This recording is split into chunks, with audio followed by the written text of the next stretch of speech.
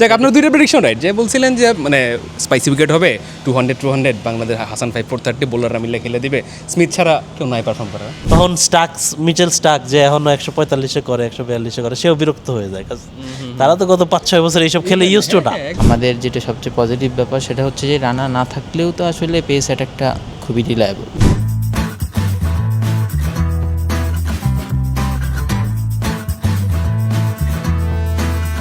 Well জুয়ের ভাই, প্রথমেই আপনার কাছে ক্ষমা চেয়ে নিচ্ছি, কারণ লাস্ট যে এপিসোডটা হয়েছিল শেষ দিকে তো আপনারা বলছিলাম যে আপনার আমি দেখে নেব, but you predicted it right. Hasan বলছিলেন 5 430, রান বেশি দিচ্ছে, উইকেট হ্যাঁ 55 মনে হয় 55, হ্যাঁ ঠিক আছে।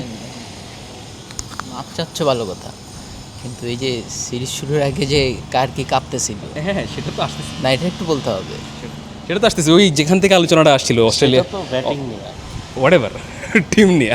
দেখ আপনার দুইটা প্রেডিকশন রাইট, যে বলছিলেন যে মানে স্পাইসি উইকেট হবে 200 বাংলাদেশ, হাসান 5 430 বোলাররা মিলে খেলে দিবে, স্মিথ ছাড়া কেউ নাই পারফর্ম করে।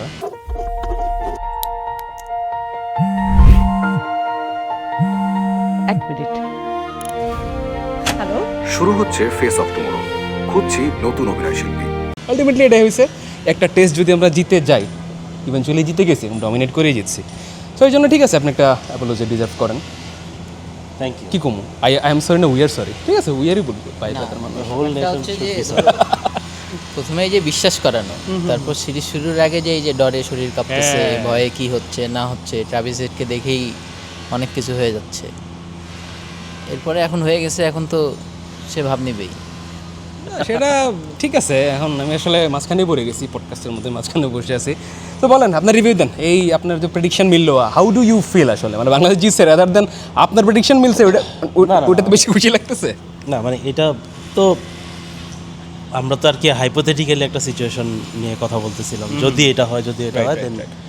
যদি আমাদের সবচেয়ে বড় যদি ছিল হচ্ছে ব্যাটিং নিয়ে, যদি ব্যাটিংটা ক্লিক করে হ্যাঁ। সেটা হয়ে যাইতো। কাজ আমার বিশ্বাস ছিল যে কেউ না কেউ ওই 5 for 30 হোক আর যেটাই হোক, হাসানের 6 for 55 কাছাকাছি লেভেলের কিছু না কিছু একজন করতোই। সেটা নাহিদ রানা না থাকার পরেও আমার ওই ইয়া ছিল যে কেউ না কেউ এটা করবে। সেটা মানে হাসানই করতে পারছে, বিকজ হাসান মানে বেশ শেপে আছে। আমি যতটুকু ক্লোজলি ফলো করার কারণেই প্রেডিক্ট করতে পারছি যে হ্যাঁ হি ইজ মানে বেশ শেপে আছে ক্যারিয়ারের।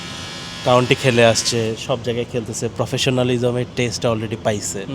হি knows how to adapt with different condition. সে যখন আমাদের যখন মানে বাংলাদেশ যখন CA-11-এর সাথে বাজেভাবে হারলো ইনিংসে, ওখান থেকে ওই ম্যাচ শেষেও তার সাথে আমার যখন কথা হইতেছিল, আমি জিজ্ঞেস করছিলাম, খুবই প্র্যাকটিক্যাল কোয়েশ্চেন জিজ্ঞেস করছিলাম, কোনটা রাইট লেন্থ মনে হয়েছে। আমি জানি যে ও ওই রাইট লেনটাই খোঁজার চেষ্টা করবে ওইখানে যায় সবার আগে। সো সে বলছিল যে যদি নতুন বল থাকে এটা 4-5, আর যদি একটু পুরনো হয় তাহলে 5-6। And he did the same thing in test ম্যাচে পুরা ফার্স্ট ইনিংস সেকেন্ড ইনিংস নতুন বলেও সেম ওই জিনিসটাই হিট করছে এবং সাকসেসফুল ছিলেন। আর পরেও যখন ওইটা করছে, সবার সবচেয়ে বেশি মানে সাকসেসফুল বলার মনে হয়েছে, মানে আলাদা মনে হয়েছে বাংলাদেশি বলারদের থেকে তাকেই। সো ওইটা ছিল একেবারে গেস, মানে বেস্ট গেস আর কি, যে হাসানই সবচেয়ে ভালো করবে, যেহেতু হাসান নাহিদ রানা খানা নাই। সো ওইটা ঠিক আছে। আর যে সবচেয়ে বড় প্লাস পয়েন্ট ছিল হচ্ছে যে আমাদের কনসার্ন যেটা সবসময় থাকে ব্যাটিং। ফার্স্ট ইনিংস ব্যাটিং যখন আমাদের ওই 130+ ওভার খেলে ফেলছেন, তখন আপনার এই টেস্টটা তো আর কিছু থাকে না। আর একটা জিনিস মাথায় রাখতে হবে, এটা খুবই এইজিং একটা Australian side, full of legends, কিন্তু হ্যাঁ এখানে মানে ওই বোলিং লাইন আপটাই কিন্তু সবাই এইজিং, এবং they like to play short and sharp test matches. এবং থ্যাঙ্কস টু বেসবল তারা মানে ওইটাই তারা প্রোভাইড করছিল লাস্ট টেস্টে। একটু যদি মাথা খাটাইতো, একটু যদি ইয়ে করতো, তাহলে হয়তো ডিফারেন্ট সিন হইতো। হ্যাঁ ওইটা দেখা গেছে যে একটু যদি মিরাজ বা হাসান মাহমুদ যেরকম 93 বল খেলে দিছে, ঠিক আছে, ওই রকম যদি একটু দেখতো, তাহলে first spell, second spell, third spell, তখন মিচেল স্টার্ক যে এখনো 145 করে 142 করে, সেও বিরক্ত হয়ে যায়। তারা তো গত 5-6 বছর এইসব খেলে ইউজ টু না। হ্যাঁ এইটা হচ্ছে যে মানে তারা 2-3 দিনের টেস্ট খেলবে, স্পাইসি উইকেট পাবে, স্পাইসি উইকেট এনজয় করবে। আর একটা জিনিস হয় কি, যখন আপনি আপনার টিমের পাওয়ারটা থাকে হচ্ছে বোলিং সাইডে, এই অস্ট্রেলিয়ান টিমের পাওয়ার বা ইভেন অস্ট্রেলিয়ান কালচারের পাওয়ারটা বেসিক্যালি ক্যাপ্টেন তো পেস বলার দিন শেষে। সো পুরা স্ট্রাকচারটা হবে হচ্ছে পেসারদের কেটার করার জন্য। ঠিক আছে, তো গত 4-5 বছর শেফিল্ড শিল্ড থেকে শুরু করে সব জায়গায় সেটাই হয়েছে, পেসারদের কেটার করার জন্য হয়েছে। শেফিল্ড শিল্ড অ্যাভারেজ ড্রপ করছে, তারপর টেস্ট অ্যাভারেজ ড্রপ করছে। স্মিথ আগে ছিল 60-এর ঘরে, সেটা নেমে আসছে 50-এর ঘরে। লাবুশেন ছিল 60-এর ঘরে, সেটা নেমে আসছে 44-এ। হ্যাঁ, তো ট্রাভিসের একমাত্র যে কিনা একটু অন্য ঘরানার ব্যাটসম্যান, তখন তার ওই 70 রানটা খুব এফেক্টিভ হয়ে যায়।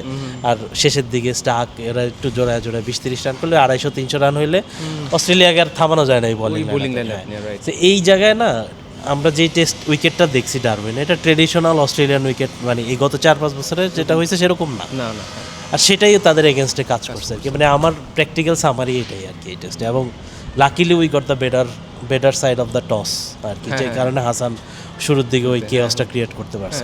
যে আদার ওয়ে অ্যারাউন্ড হইলে হয়তো difference talking about Hasan, Saifullah ভাই, দুইটা ওপেনার, ওয়েদার আল্ডার হেড যারা দেখে শরীর কাঁপতেছিল আর কি।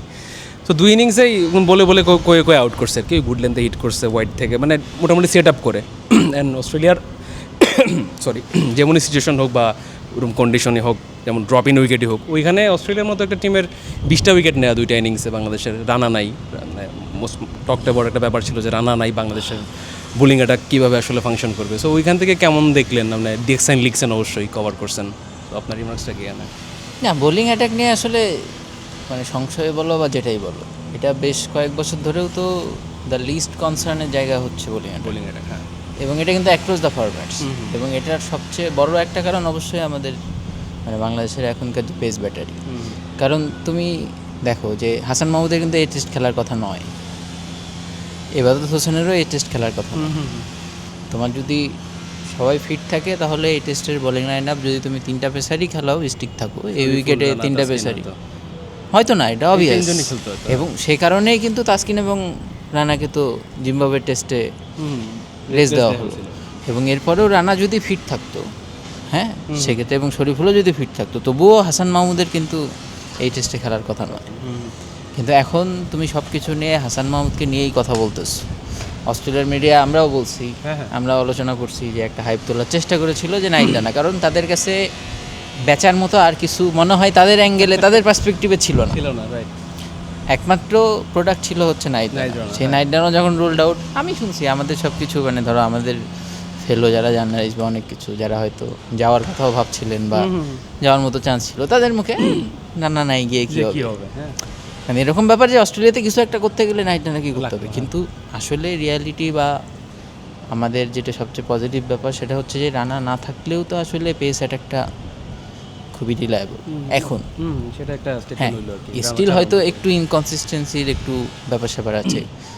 যেমন ধরো যে হাসান মাহমুদ যে বোলিংটা করছে অবভিয়াসলি, কিন্তু তাসকিন বা ইবাদতের যে কোনো একজন যদি অন্য এন্ড থেকে একটু লুজ বোলিং করতো, মানে যে পরিমাণে টাইট বোলিং করছে সেটা যদি না করতো, তাহলে কিন্তু এই পুরো জিনিসটা হয় না। এবং হাসান মাহমুদ মানে ডিজার্ভেডলি মানে তার তো ক্রেডিট আছেই, এবং উনি কিন্তু বাকি দুজনকেও ক্রেডিট দিয়েছেন আর কি, যে আমরা পার্টনারশিপ বোলিং করেছি। এবং তুমি তারপরে সেকেন্ড ইনিংসে অবশ্যই মিরাজের বোলিং, এটা তো বলতেই হবে।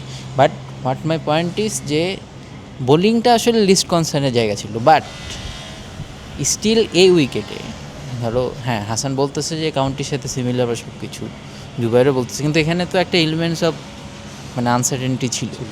ড্রপ ইন পিচ মানে কিউরেটর ধরো নিজেও ঠিক জানে না, কোনোদিন টেস্ট ম্যাচ উইকেট প্রডিউস করে নাই। এবং এইখানে আরেকটা ব্যাপার হচ্ছে যে এই উইকেটটা তো আসলে অস্ট্রেলিয়াদেরকেও মানে কট অফ গার্ড করছে। তারাও আসলে দিন শেষে এক্সপেক্ট করে না, মানে তারাও আসলে বুঝে উঠতে পারে নাই। হ্যাঁ, তাদের যে শুরুর দিকের যে ব্যাপারটা, এবং তারা তো উইকেট একরকম ভুল রিড করছে, নাহলে তো টসে জিতে ব্যাটিং নেয় না, তাই না? যেমন শান্ত অবভিয়াসলি, হ্যাঁ অনেকে হয়তো বলবে যে না আমরা নিতাম না, কিন্তু এটা তো উনি অবভিয়াসলি বলছেন প্রেস কনফারেন্সে ম্যাচ শেষে বলছেন যে টসে জিতলে কিন্তু আমরা বোলিংয়ে নিতাম। Are you ready to be face of tomorrow? আগামীর তারকা হওয়ার সুযোগ এখনই। রেজিস্ট্রেশন করো faceoftomorrow.show। সো এই সব কিছু মিলিয়ে আমাদের মেইন ব্যাপারটা ছিল বাংলাদেশের আসলে ব্যাটিং। এবং সেই ব্যাটিংয়ে ধরো অস্ট্রেলিয়ার ক্ষেত্রে কুকবরা বলে, যেটা ধরো জুবাই বা আমরাও আগেও অফ দ্য রেকর্ডে আলোচনা করেছি, সেটা হচ্ছে যে নতুন বল সি অফ করা ছাড়া উপায় নেই। সেটা তুমি মেরে মুড়ে করো আর তুমি গ্রাইন্ড করে করো, সেই জিনিসটা টপ অর্ডার যেভাবে পারফেক্টলি এই রোলটা প্লে করছে, সাদমান তানজিদ এবং মইনুল, এইটা আসলে মানে এই দুইটা ধরো বোলিংয়ের, অবশ্যই বোলিংয়ের শুরু, বোলিংয়ের পেস অ্যাটাকের বোলিং এবং পরে যখন মিরাজের ওই বোলিং এবং প্লাস টপ অর্ডারের ব্যাটিং, এই দুইটা আসলে গেম চেঞ্জার।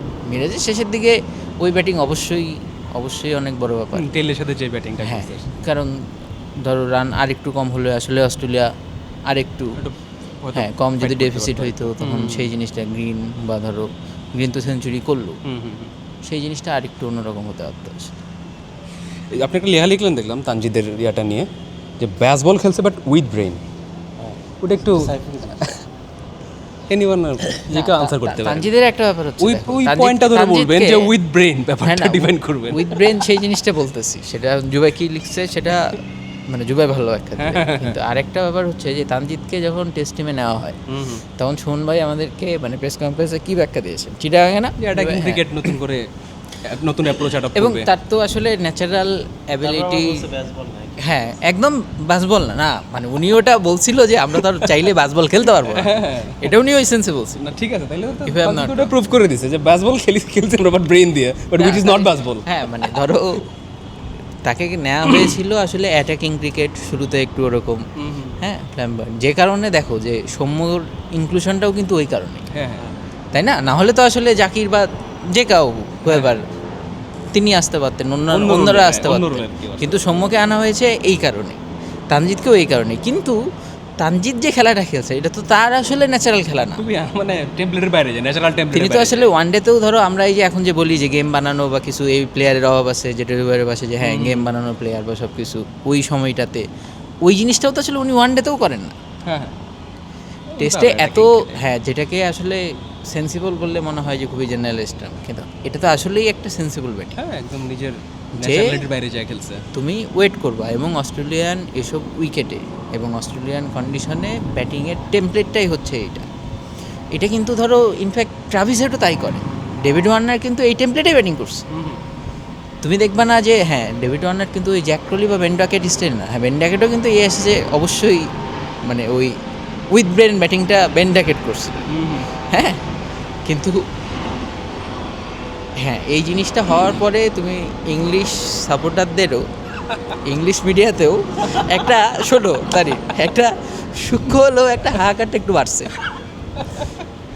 যে বাংলাদেশ এই জিনিস করতেছে, ইংল্যান্ড আমাদের সারা দুনিয়া, বাংলাদেশে সারা দুনিয়াতে আমাদের প্রিয় দল, হ্যাঁ বাংলাদেশ এই জিনিসটা করতেছে, তোমরা তাহলে ওখানে গিয়ে কেন পারতেছ না, কি করে আসছো? এটা একটা পয়েন্ট, আসলেই পয়েন্ট। এবং ইনফ্যাক্ট মানে জুবাই যেটা বললো যে হ্যাঁ এই একটা এজিং টিম বা সব এগুলা থাকবেই, সেটা কোনোভাবে বাংলাদেশের এই ইনক্রেডিবল অ্যাচিভমেন্টকে ছোট করার কোনো এক নাই, বাট স্টিল এই ব্যাপারগুলো তো ছিল। অস্ট্রেলিয়া ব্যাটিং লাইন তো ফল্টি, এটা নিয়ে কোনো সন্দেহ নাই। তুমি ধরো এইখানে তুমি দুইটা পেস বোলিং অলরাউন্ডার খেলাচ্ছ, তোমার যে ওপেনার সে বেসিক্যালি অ্যাক্সিডেন্টাল ওপেনার, দুইটা পেস বোলার তো অলরাউন্ডার খেলাইতেছে তো তাদের এজিং ফাস্ট বোলারদের রেস দেওয়ার জন্য। Greener Webster. তারপরে চিন্তা করো যে প্যাট কামিন্সকে মানে নতুন বলের ওয়েট ওই জিনিস পুরাতন বলের ওই শেষ কয়েক ওভার করতে গেলে লাবুসেন হেড তাদেরকে আনতে হচ্ছে, তাই না? তুমি 8টা বলার ইউজ করছো, আমি বলতেছি যে হ্যাঁ পেস বোলিং অলরাউন্ডার দুইটা ওটা, কিন্তু স্টিল অস্ট্রেলিয়ার পেস মানে ব্যাটিং লাইন আপ তো আসলে ফল্টি, এটা কিছু ফ্লস ওপেনিংয়ে। শুধুমাত্র অস্ট্রেলিয়া না, আমি যেটা দেখি সেটা হচ্ছে ওয়ার্ল্ডে এখন প্রতিটা টেস্ট টিমে ওপেনিং নিয়ে স্ট্রাগল করে, সবাই করে। সেদিনও আমি আমার এক ফ্রেন্ডের সঙ্গে আলাপ করছিলাম যে ডিন এলগার যাওয়ার পরে আসলে ওরকম কনভেনশনাল টেস্ট ওপেনার আর নাই। অ্যালিস্টার কুক তো অনেক আগের ঘটনা, তুমি দেখো India, Sri Lanka, Pakistan, you name ইট।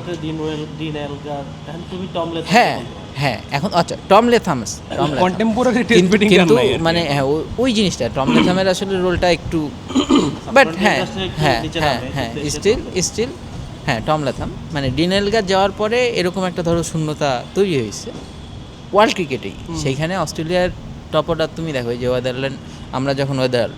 আমরা যখন শ্যুট করছি তখন কিন্তু তাকে ড্রপ করা হয়েছে, ওয়েদারল বা ম্যাট রেনশোকে ফিরে আনা হয়েছে। এবং এই জিনিস ধরো উসমান খাজা, তখন থেকে উসমান খাজা একদিকে ছিল, ইংল্যান্ড এক সময় এই জিনিস ফেস করছে যে অ্যালিস্টার কুক, আমাদের ক্ষেত্রে তামিম ইকবাল, হ্যাঁ তামিম ইকবাল যাওয়ার পর আমাদেরও চিন্তা করো। তো সেটেল হতে সময় লাগে। সেইখানে তুমি ট্রাভিস হেডকে খেলাচ্ছ, আরেকটা ওপেনার টেকনিক নিয়ে অন এয়ারে অনেক কথা বলা হচ্ছে। হ্যাঁ, তোমার নাম্বার 3 হচ্ছে আসলে কবে ফর্মে থাকে বা ফর্মে ছিল, এই জিনিস মানুষজন কোশ্চিন করা শুরু করছে। আউট অফ শেপ, হ্যাঁ, তোমার নাম্বার 4 অবশ্যই one of the greatest in history, class. কিন্তু তাকে তো ওই সুযোগটা দিতে হবে, তাকে তার ওই ন্যাচারাল খেলার সুযোগ দিতে হবে। হ্যাঁ।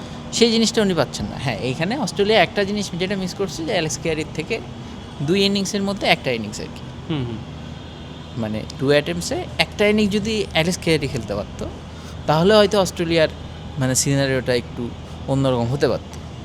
সেক্ষেত্রে সেম গোজ উইথ কিন্তু বাংলাদেশ। লিটনও যদি ফার্স্ট ইনিংসে ওই মানে ওই রং টাইমে তাকে নামতে না হতো, মানে ওই নতুন বলের বাসটা, তাহলে কিন্তু লিটনেরও মানে এই উইকেট থেকে শুরু করে সব কিছু, ওই ধরো টায়ারিং বলার, হ্যাঁ একদম এটা লিটন মিরাজের জন্য টেমপ্লেট, যেটা পাকিস্তানের রাওয়ালপিন্ডিতে হ্যাঁ, ওই যে 26 শেষের দিকে ওই জিনিস করেছে।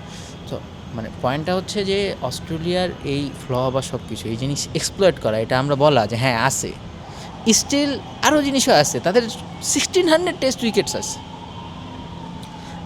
তাদের টপ র্যাঙ্কড, তাদের মানে র্যাঙ্কিংয়ে 1 নম্বর পজিশনটাও আছে, তাই না? হ্যাঁ, সো এগুলা বলা এক জিনিস, কিন্তু এইসব জিনিস এক্সপ্লয়েট করা, এবং মানে সবচেয়ে বড় ব্যাপার হচ্ছে যে 11টা সেশনে তুমি কমপ্লিটলি ডমিনেট করবা অস্ট্রেলিয়াকে, মানে এখানে তো এফ ওয়ার্ড বলা ছাড়া আসলে আর কোনো উপায় এগুলো থাকতেছে আসলে না। একদম মানে এফ মিন্স ওই ফেয়ারি টেল ওয়ার্ড ইয়ার কি, আই নো অবশ্যই, আপনি মানে- ফেয়ারি টেল মিন করছেন, আই নো এগুলো বলা ছাড়া তো আসলে আর Exactly. উপায়। এবং দিন শেষে থানিন দেখো মানে ব্যাপারটা হয় কি, আজকে কয়দিন হয়েছে? 2 দিন আজকে মনে হয় 3rd ডে, তাই না? হ্যাঁ, মানে গতকালকে 5th ডে হওয়ার কথা ছিল, 2 দিন পরে করতেছি, যাদের সাংখ মানে গতকালকে 5th ডে হওয়ার কথা ছিল। Still it is un F fairytale believable, exactly fairy tale এটা আর মানে আন এফ ফেরিটেল বিলিভেবল আর কি। আপনি এবারে ওইটা একটু ইয়া করেন, যে লিখলেন যে টানজিদ উইথ ব্রেন উইথ বাস বল। না মানে Baseball with brain, O sorry. তো অর্ধেক বললোই যে হ্যাঁ, বাকিটা আপনি বলেন। The idea was to play attacking cricket, টেমপ্লেটটা একটু describe take on the best bowler some, যেটা আর কি তার ওই অ্যাবিলিটি আছে। মানে লিটন দাসের পরে যদি এই রিসেন্ট কারো যদি ওই টাইপের বোলিং অ্যাটাকটাকে টেক অন করার অ্যাবিলিটি আছে, জাস্ট অ্যাবিলিটি, সেটা তানজিদের, মানে এবং effortlessly showed that couple of time যখন সে স্টেপ আউট করে খেলে। ইনসাইড আউট মারলো একটা ওয়েবস্টার। আমি আমরা যেহেতু ট্রাভেলিং করতেছি না, সো আমাদের ম্যাটেরিয়াল, রাইটিং ম্যাটেরিয়াল তো তেমন কিছু নাই। সো আমরা আই ওয়াজ থিঙ্কিং যে হ্যাঁ, আমার ফার্স্ট মানে আর্লিয়েস্ট মেমোরি কি তানজিদের রেড বলে। আচ্ছা, খুবই আইরনিক্যালি আমার তো ছবির ভান্ডার, কাটতে আমি দেখলাম যে মানে আমার মনে ছিল এই ইনিংসটা 120 অট করছিল 190 বলে মনে হয়, জিম্বাবুয়ের সাথে আমরা সবাই গেছিলাম, সাইফুল্লাহ সহ। ওই ওয়ার্ল্ড কাপ জিতে আসার পর বাট তাকে ওপেন করানো হয় না এই ম্যাচ, ওপেন করছিল নাইম শেখ আর অন্য কেউ একজন সম্ভবত, জয় সম্ভবত, আচ্ছা, দীপু মনে হয় 3 নামছে। সে নামছে হচ্ছে 7-এ, তানজিদ নামছে 7-এ নেমে he batted like a ODI match 120 odd, আলামিনও মনে হয় সেঞ্চুরি করছিল। তারপর তো দ্যাট ওই মাঠে আবার সুমন ভাই ছিল, সাইফুল্লাহ মনে আছে, সুমন ভাই ছিল, সুমন ভাই বলতেছিল যে তো খুব সলিড, সিলেকশন পেলেন কি ছিল তো? হ্যাঁ তখন মেম্বার অফ দ্য সিলেকশন, তো মানে দুজনই ছিল, বাট সুমন ভাই ওয়াজ ভেরি কিন, মানে খেলাটা দেখতেছিল খুব মনোযোগ দিয়ে। তো উনি বলতেছিল যে হ্যাঁ এর মধ্যে তো রেড বল পটেনশিয়াল আছে, খুব মানে কোনো ফ্ল্যাশি শট না, সবই গ্রামাটিক্যাল শট খেলে খুব দ্রুত রান করছে আর কি। এরপরে তো আমরা, সে তো তার ক্যারিয়ার ট্র্যাজেক্টরি তো সবাই জানে যে খুব দ্রুত হোয়াইট বলে নেওয়া হয়েছে,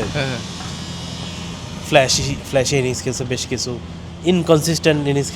ইনকনসিস্টেন্সি ছিল ওডিআইতে স্পেশালি। টি20তে এস্টাবলিশ করছে নিজেকে একটা মানে কন্ট্রোল ব্যাটসম্যান হিসেবে, যেটা বাংলাদেশের অফেন লাগে আর কি। তো কিন্তু কেউ কখনো চিন্তা করে নাই যে সে মানে ও টেস্টে আর কি ট্রান্সফর্ম করবে এত দ্রুত। আইডিয়াটা ছিল মূলত শান্তর, যেহেতু একই ডিভিশনে খেলে একই ইয়ার। তারপর তার আইডিয়াটা ছিল সুমন ভাই শেষ পর্যন্ত, হ্যাঁ সুমন ভাই তো নিজেই দেখছে পটেনশিয়ালিটা, সুমন ভাই এই টাইপের প্লেয়ারই পছন্দ করে অ্যাজ এ প্লেয়ার, উনি নিজেও এমন ছিলেন। তো ওই জিনিসটাই আর কি, সবগুলো যখন সব পিসেস যখন এক হয়েছে তখন আর কি মানে ওর ডিসিশনটা নেয়া, কিন্তু ডিসিশনটা যখন নিচ্ছে সবাই কিন্তু অ্যাপ্রিসিয়েট করছে, বিকজ হ্যাঁ আসলে তো ইট মেক সেন্স, এরকম তো একজন লাগেই। তারপরে যেটা ওই যে সাইফুল্লাহ মেনশন করলো যে কোনো কিছুই তার যে প্রিভিয়াস ট্র্যাক রেকর্ড কোনো কিছুই এই ম্যাচের সাথে যায় না, এই ইনিংসের সাথে যায় না, কারণ হচ্ছে সে খেলছে টোটালি অপোজিট হয়ে। যেভাবে খেলছে সেটা আবার আমার মনে করে দিচ্ছে মোমিনুল হকের যে 82 রানের ইনিংস ছিল মাউন্ট ম্যাঙ্গনিতে, ওইটা স্ট্রাইক রেট ছিল 32 ছিল স্ট্রাইক রেট। 4 ম্যান পেস অ্যাটাকটা সে লিটারালি টায়ার্ড করে দিয়েছে। নীল ওয়াগনার একটা পর্যায়ে তাকে বলছে যে তোমার বাড়ি ঘর নাই, তুমি এখানে কেন, আর কত থাকবা, ফ্রাস্ট্রেট করে দিয়েছে। ওইটাও 4 ম্যান অ্যাটাক ছিল, 4 জন পেসার ছিল এবং তারা ফ্রেশ ফ্রম মানে চেস্ট চ্যাম্পিয়নশিপ ট্রফি তারা উইন করে আসছে। পরের ম্যাচ ছিল ওইটাও তাদের জেনারেশনাল পেস বোলিং অ্যাটাক আর কি, পেস চতুষ্টয় বলা যায়। এটাও তো মানে এখানে পেস চতুষ্টয় ছিল না, নেথান লায়ন ছিল যেখানে ইনজুরি থেকে ফিরতেছিল। তো সব মিলায় সাইফুল্লাহ যেটা বললো 1500-1600 উইকেট এখানে। সো এখানে তার একটা জিনিস, আমি কালকে তারই এক আন্ডার-19 মানে কলিগ আর কি, তার সাথে কথা হইতেছিল, জিজ্ঞেস করছিলাম এটা কেমন হলো, এই সেম প্রশ্ন, এই ট্র্যাক রেকর্ডের পরে এই তো খুব ভালো একটা ব্যাখ্যা দিল যে মানে শুরুর দিকে একটা ড্রপ ক্যাচ ছিল, তারপরে 100 পরে আরেকটা, ওই এটাই তো করে তানজিদ ইউজুয়ালি না, মানে একটা 20-30 হয়ে যাওয়ার পর সে যখন একটু কমফোর্টেবল ফিল করে তখন একটা শর্ট খেলা শুরু হয়, হয়তো কিছুটা বাউন্ডারি লাইনে ধরা খায়। বা দেখা গেছে বেশ কয়েকবার দেখ শাহিন আফ্রিদির বলে একবার এই মাঠে না প্রথম ম্যাচে সেঞ্চুরি করলো, তারপরে কোনো একেবারে নতুন বলে একেবারে ফিল্ডারের নড়াও লাগে, হাতে মারছে একদম হাতে। তো এই জিনিসটা তো ওর ক্ষেত্রে হয়। তো ওই প্রথমে একটা লাইফ পাওয়ার পরে তার ব্যাখ্যাটা ছিল এরকম যে সে যেভাবে লকড ইন হয়েছে ওই জোন থেকে আসে বাইরে, বেলুড়া বুঝছে আসলে ওই জোন মানে সে বুঝছে যে এটাই দিস ইজ মাই অপরচুনিটি, এটা আমার এই জোনের বাইরে আমি খেলতে পারবো না। তারপরে সে মানে যে ব্যাটিংটা করছে এটা আমার মনে হয় না সে নিজে প্রপার ব্যাখ্যা দিতে পারবে, তার স্কিল সেট তেমন না। প্রচুর ফুল লেন্থের বল সে গ্রাউন্ডে খেলছে, ইউজুয়ালি সে হয়তো এগুলো ফ্লিক পারে, এমনি ফ্লিক পারে, আর নাইলে সোজা মারে, আর হিপের উপর সাথে পিকআপ মারেই নাই, কিচ্ছু মারে নাই।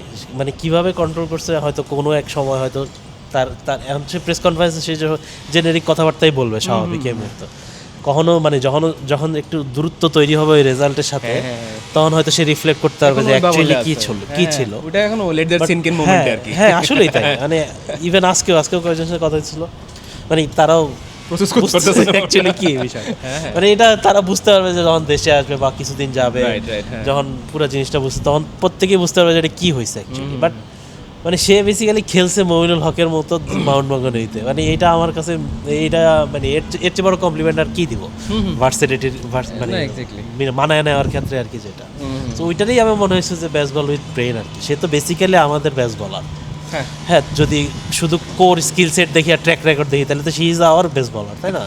Is our Ben Duckett or whoever, Zak Crawley, better than Zak Crawley, that's for sure. হ্যাঁ তো আমাদের অনেক প্লেয়ারই বেটার দেন জ্যাক ক্রলি, তো ওই দিক থেকে আর কি ঠিক আছে। কিন্তু ওই অ্যান্টি বেসবল যে ইয়াটা, যে ব্রেন যেটা ইউজ করছে সে যেই টাইমে লকড ইন হয়েছে সেই জিনিসটা আমার কাছে ইনক্রেডিবল লাগছে। আর যেই টাইমে সে হয়েছে আর কি, এটা সুপার। দেখা গেছে যে পুরা ইনিংসে সে 180 বলের মতো যতক্ষণ ছিল, 5 ঘন্টার মতো ছিল, ওইটা কি পরিমাণ হার্ডওয়ার্ক তার করতে হয়েছে মেন্টালি। এবং সে যখন ওই 300 মানে 100 যখন করে ফেললো সেঞ্চুরি, যে ইউফোরিয়াটা এনজয় করলো, এরপর যে লুজ শটটা খেললো, ওটা পুরো আবার ক্লাসিক বাংলাদেশি, যে হ্যাঁ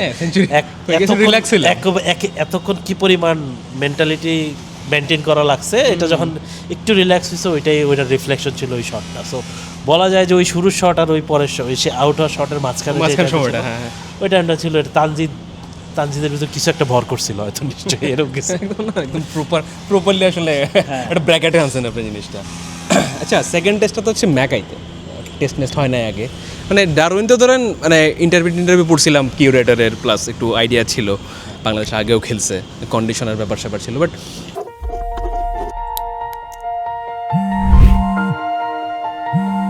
এক মিনিট। হ্যালো, শুরু হচ্ছে ফেস অফ টুমরো, খুঁজছি নতুন অভিনয় শিল্পী। তো বৃষ্টির জন্য একটু জায়গাটা চেঞ্জ করতে হইলো, আপনার কাছে ছিলাম, আপনি জিজ্ঞেস করে মিরাজ কেমন দেখলেন পারফরমেন্স সেকেন্ড ইনিংসে? 5 টেলের সাথে ওই ইনিংসটা মানে বাংলাদেশ যে জিতলো, আসলে ওই বড় লিডটা পাইলো, এখানে সবচেয়ে বড় ফ্যাক্ট ছিল মিরাজের ওই লিড ইনিংসটা আর কি, 65 করলো মনে হয়। এখানে একটা ওই যে জিম্বাবুয়ের সঙ্গে ওয়ানডে জিতেছিল না মিরাজ, ওই একদম শেষে সেরকম একটা ইনিংস ছিল, 7 না কত নাম্বারে নেমে, জিম্বাবুয়ে? মানে হ্যাঁ জিম্বাবুয়ের সঙ্গে, জিম্বাবুয়ে না আফগানিস্তান, আফগানিস্তান, ওই যে 180 রানের ফের পার্টনারশিপ হ্যাঁ চিটাগাং, সরি এইখানে। মানে মিরাজের পারফরমেন্সগুলা ধরো তুমি যে আছে তার কম তো নাই, এটা হচ্ছে তার 15 টেস্ট 5 উইকেট ফল, তাই না? তার মানে তো মিরাজ 1-2 দিন না, বা তার পারফরমেন্সের সংখ্যাও কম না। কিন্তু তুমি যদি আসলেই একটা স্ট্যান্ড অ্যালোন বা স্ট্যান্ড আউট পারফরমেন্স করো, তাহলে এই পারফরমেন্সটা থাকবে। কারণটা কি? ধরো তুমি যে কোনো কিছুর আসলে কনটেক্সটটা অনেক বড়, তাই না? মানে তুমি কনটেক্সট ছাড়া তো স্টোরি হয় না। মিরাজের এই স্টোরির কনটেক্সটটা কি?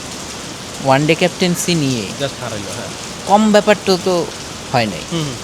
এটা কোনো কিছু না হইলেও তাকে তো আসলে একরকম একটা ধাক্কা তো একটা দিছে। হ্যাঁ।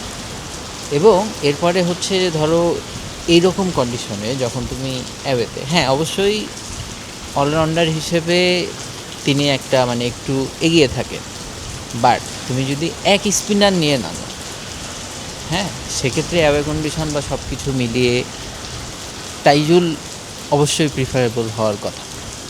হ্যাঁ, কারণ Miraz is not Shakib Al Hasan, still not. Bowling এটা এটা তো তো- কারিগরি অনলাইন। এটা তো বাস্তবতা। কিন্তু সেদিনের যে তার ব্যাটিংটা, হ্যাঁ সেন্সিবল, ওই শেষে গিয়ে ওই র্যাশ শট বা ওই জিনিস, শুরুতে দু একটা এরকম স্পেস ছিল আর কি। এর বাইরে তার 64, শুধু 64 না, যতক্ষণ ধরে ব্যাটিং করেছে এবং টেইল এন্ডারদেরকে নিয়ে ব্যাটিং করার যে ব্যাপারটা, হ্যাঁ এটাতে উনি ইউজ টু। কিন্তু ওইখানে ওই পজিশনে সবাইকে ম্যানেজ করা, কাকে কখন ট্রাস্ট করতে হবে, কখন করতে হবে না, হ্যাঁ এই জিনিসটা করা। এবং এরপরে ফার্স্ট ইনিংসে তো আসলে তাইজুল আর মিরাজকে সেভাবে বলিংয়ে কিছু করতে হয়নি, কারণ the pacers did the job. কিন্তু সেকেন্ড ইনিংসে Miraz knew he had role to play. Taijul, এবং আরেকটা ব্যাপার হচ্ছে যে তাইজুল ইনজুর্ড, মানে তাইজুল তো আসলে তার একটু মনে হয় সমস্যা, হ্যাঁ ওই যে প্র্যাকটিস ম্যাচে ব্যাটা তাই না? সো তার মানে কি? তার মানে মিরাজের রেসপন্সিবিলিটি আরও বেশি। এবং এই উইকেটে যেভাবে বোলিং করার কথা, নাথান লায়ন কিন্তু কিছু করতে পারেন, কারণ দিন শেষে নাথান লায়ন আরও বেশি কনভেনশনাল অফ স্পিনার। মিরাজ তো আসলে এই উইকেট টু উইকেট এরকম সোজা বল করার ক্ষেত্রে মিরাজ খুবই, হ্যাঁ। কিন্তু তার আরেকটা বড় ব্যাপার ছিল যে হ্যাঁ এই সোজা বল তার আরও কোথায় বেশি কার্যকর হয়, যেখানে মানে ভিসিয়াস টার্ন থাকে, হ্যাঁ সেখানে হচ্ছে আম বল, সোজা বল হচ্ছে সবচেয়ে ডেডলি। এখানে কিন্তু ওই টার্ন নাই। না। সো ওই টার্ন দিয়ে তুমি যে ব্যাটসম্যানকে রিসিভ করে সেট করবা সেই জিনিস নাই, তোমাকে ওই সাটল ভ্যারিয়েশন ওই জিনিসটা দিয়েই করতে হবে। এবং ওয়েস্টারের যে মানে ওয়েস্টারের যে বোল্ডটা, বোলটা করলো, হ্যাঁ মানে এটা তো অফ স্পিনারের আসলে স্বপ্নের ডেলিভারি, ড্রিম ডেলিভারি আর কি, হ্যাঁ ক্লাসিক টেস্ট স্পেশাল বলা যায় এগুলো। এবং উইদাউট এনি দুসরা ফুসরা যেটাই বলো, হাত ভাঙা আঙুল ভাঙা কিছু কোনো কিছু না করে এই জিনিসটা করা। তো এই পুরা প্যাকেজটা জাস্ট বিকজ যে হাসান মাহমুদ ফার্স্ট ইনিংসে ওরকম বলিং এবং ফলোড বাই সেকেন্ড ইনিংসে 2 ওপেনার, না হলে তো obviously man of the match, player of the match হচ্ছে মিরাজ, তাই না? সো এই পারফরমেন্সটা মানে one of those performance, one of those in the list of best performance to not get the man of the match award. ঠিক আছে, century আর একটা হইতে পারতো শান্ত। ওই সবসময় আমরা সবসময় যেটা আলাপ করি শান্তরে ব্যাটিং করতে দেখলেই, এই যে করে ড্রাইভ মারবে, এরপর পিছনে করবে, পুল মারবে, সেম টেমপ্লেট দেখা গেছে। শান্ত তো মানে ডিজার্ভিং ছিল একটা সেঞ্চুরি। হ্যাঁ মানে বলটা খুবই ভালো হয়ে গেছে আর কি, মানে ওটা সেও বলছিল যে খুবই ভালো একটা বল হয়ে গেছে। টাফ ফেসটা তো পার করেই ফেলছিল, মানে আর একটু আর 2-3 ওভার। টেস্টের আগেই বলতেছিল যে ও যে 10 ওভারের ফেসটা থাকে ইউজুয়ালি সারপ্রাইজিং এই টেস্টে কি একটা জিনিস আমরা দেখি যে কোকাবুরা সাস্টেইন করে অ্যাটলিস্ট 20 থেকে 25 ওভার, হ্যাঁ হ্যাঁ, এখানে 10 ওভারের বেশি থাকেই না, সারপ্রাইজিং। সো খুবই ছোট ফেস, চ্যালেঞ্জিং ফেস, মানে সেকেন্ডে অনওয়ার্ডস আর কি। সো আপনি ইনডোর্স করতে হলে শুরু দিয়ে করতেই হইতো আর কি। সো ওটা করছেও হেজেলউড ওরা। সো ওই জায়গায় ওই একটা খুবই ভালো বল হয়ে গেছে আর কি। তার আগ পর্যন্ত হি ব্যাটেড লাইক রিকি পন্টিং, মানে লিটারেলি রিকি পন্টিং নাম্বার 3-তে নামলে অস্ট্রেলিয়া যেমন ডমিনেট করতো ঠিক ওই রকম। মানে তানজিদ যে যখন বক ডাউন তখন তার তানজিদের সেঞ্চুরির পেছনে বড় একটা ইয়ে ছিল, মানে শান্তরই ওই ফ্লি ফ্লোয়িং থাকাটা। হ্যাঁ মানে যেভাবে ও ব্যাটিং করছে, যেই ধরনের যে শটগুলো খেলছে, এটার একটা মানে আমি এক কনসার্ন ছিলাম যে এই গুলা খেলার সুযোগ পাবে কিনা বা লেন্থ পাবে কিনা। দেন আই থট যে হ্যাঁ অস্ট্রেলিয়া চাইবে অ্যাটাকিং বোলিং করতে, চাইবে উইকেট নিতে, তখন সে ওই বলগুলা পাবে, ওই শটগুলা খেলার। যে এক্সপেন্সিভ পুল, তারপরে ফুল লেন্থে যাবে ড্রাইভ, কিছু ড্রাইভ দেখলাম, তারপরে কাভার দিয়ে কিছু শট, মানে একেবারে প্রপার শান্ত যেগুলো, যে শটগুলো আমরা দেখি ট্রেডমার্ক শট, যেটা আমরা হারারেতে দেখি নাই। দে বল রিয়েলি ওয়েল অ্যাগেন্স্ট শান্ত, লিটারালি মানে সব স্কোরিং শট বন্ধ করে দিয়েছিল। অস্ট্রেলিয়া সেটা করে নাই, আই ডোন্ট নো, মানে তারা উল্টা তাদের স্ট্রেংথে ছিল, ফুল লেন্থে বল করছে, পিছনে করছে, আর যেই পুল শটগুলো শান্ত খেলছে এগুলোর মধ্যে অথরিটি ছিল পুরো। মনে হচ্ছে মানে ছোটবেলায় দেখতাম হেড অ্যান্ড পুল করলে এরকম ধাপ ধাপ আওয়াজ, মানে ওই রকম ইয়া। তো এবার অন্য একটা ওই রকম ফিল ছিল, হয়তো এটা ব্রডকাস্টিং কোয়ালিটি সব কিছু মিলায় হয়তো, বাট ওই অথরিটিটা ছিল আর কি। বাট আরেকটা জিনিস মিরাজের ব্যাপারে, ওই সাইফু মেনশন স্মিথকে যেভাবে আউট করছে, মানে যেই মাস্টারি শো করছে একদম জায়গা দেয় না মানে কোনো, আপনি যে মানে ব্লক করে দিচ্ছে। লেগ সাইডের ওই 2-3টা ফিল্ডার রেখে তার স্কোরিং শট বন্ধ করা, তারপরে ওই যে ক্রিজ ইউজ করা। একবার আপনি যদি আগের বলগুলো দেখেন, আমি 4-5 বার গিয়ে দেখছি স্ট্রিমিং করে, একবার স্টাম্প আম্পায়ারের ক্লোজ থেকে, আরেকবার মাঝখান থেকে, আরেকবার ওয়াইড অফ দ্য ক্রিজ থেকে, একবার ট্রেডিশনাল ফুটিং, আরেকবার হচ্ছে একেবারে অর্ধেক। যে বলটা উইকেট নিচ্ছে সেটা কিন্তু অনেক পেছন থেকে করছে, পপিং ক্রিজের অনেক পেছন থেকে, মানে কনস্ট্যান্টলি অ্যাঙ্গেল চেঞ্জ করছে, কিন্তু লেন্থ এক রেখে।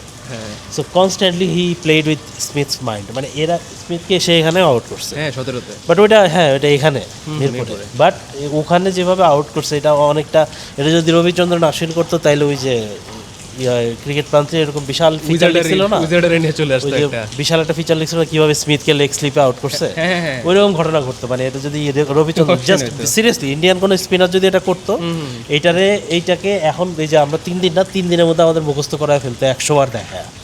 কিন্তু এমন একটা মানে ওই ফেজটা মিরাজ যেই বোলিংটা করছে, এটা মানে off spin peak, off spin peak বলতে হয় হবে। আপনি সাইফুল্লাহ বললো যে 15টা 5 উইকেট, তার উপরে তার লোয়ার অর্ডারে কনসিস্টেন্ট রান, মানে safe to say he is the biggest match winner in Bangladesh cricket history, test cricket specially.